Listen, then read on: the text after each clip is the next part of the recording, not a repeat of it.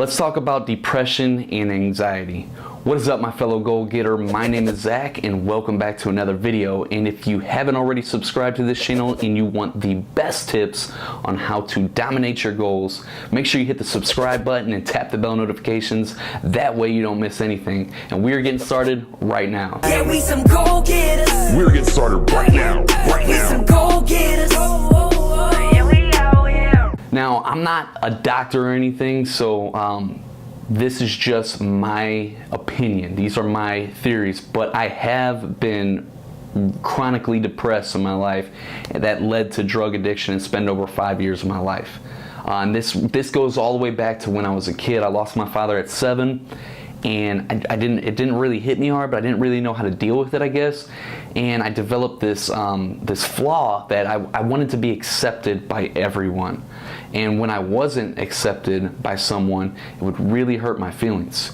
And I guess this comes from, I don't know, I just wanted to have that acceptance. I wanted everyone to like me. But the problem with that is, obviously, not everyone's gonna like you. No matter how good of a person you are, there's always gonna be other people with different beliefs and values, and they're not going to like you, and you're gonna clash. And that's okay. I come to that realization now, but this led to depression in my life whenever people didn't accept me as I was growing up as a kid. And eventually I started using drugs and continued to use them, became a hardcore addict, heroin addict, crackhead, you name it, and eventually went to prison for over 5 years of my life. But the best advice that me personally, that I can give to someone that is depressed, I stand pat on this. The only thing I feel like anybody would be depressed is because they don't have a strong why. And what do I mean by that? A strong why. Why do you get out of bed every single morning? Why are you living? What is it that you're living for? What is the meaning, the purpose that you have driving you every single day? And if you are chronically depressed, you have to ask yourself, do you have a strong reason why? What is that? And more than likely, you know, if you are depressed, you don't. Because the only reason why, you know, when they say drug addiction is a disease, I beg to differ. I've been a drug addict. It's an addiction. It's not a disease. It's not like that I'm gonna have it for the rest of my life. Like, I haven't used drugs in years, and I was a hardcore user. People try drugs for a number of different reasons: to experiment, to fit in with other people, to, you know, peer pressure, whatever the case may be. But they only continue to use drugs because they feel like their life has no meaning, and they have an emptiness, and they're trying to fill that void. That's at least what I was doing. But once I found that purpose, once I found that why, changed. Never had a single desire ever to go back, because I have something that's greater that drives me, that I'm addicted to now. You know, I'm addicted to creating my legacy, to making an impact. So, you know, that's a little far-fetched, and I know there's going to be a lot of people that have different beliefs and are not going to agree with that, but it's okay. That's my beliefs, and we all have different beliefs, and that's what I'm standing firm on. But if you are feeling depressed, figure out what it is that is driving you, that you want to become, that you will do anything for. And a good way to do this, you know, think about it like, if there was no possibility of failure, if there was 0 chance of failure, what would you aim for? Think about, what would you aim for if you could not fail?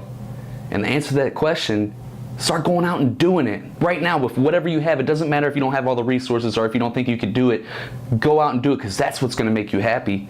That's what's going to get rid of all this, you know, depression and anxiety that you're feeling. When you are actually pursuing a worthy goal aligned with your purpose, there's no way that you could be depressed. That's just my personal opinion. So a quick few tips just to build on that. Once you answer that question, you know, if there was no possibility of failure, what would you go after?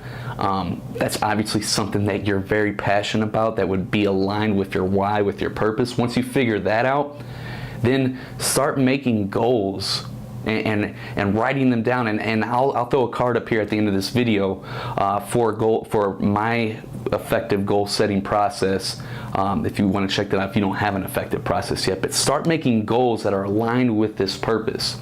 writing them down and going after them and breaking them all the way down into next actionable steps. That's the key, breaking it down all the way to something you could do right now. And it'll inch you closer and closer. And by doing that, when you have that worthy goal to strive for each and every day, there's no possible way you can be depressed, because you have something that excites you, that makes you happy, and that you're working on, and that will give you fulfillment. And the last thing I want to touch upon is, a lot of times, you know, we might have our why, we might know what it is that makes us freaking on fire, right? But a lot of times we won't do it because of a number of things, because we're afraid, fear of failure, fear of succeeding. You know, fear is a big reason why people never start pursuing their dreams and start living their purpose. Another reason is procrastination. You might, you know, feel you might be putting it off, and you might be a procrastinator. You know, whatever the reasons may be, a good way to eliminate fear and eliminate procrastination and start doing now is by using pain and pleasure.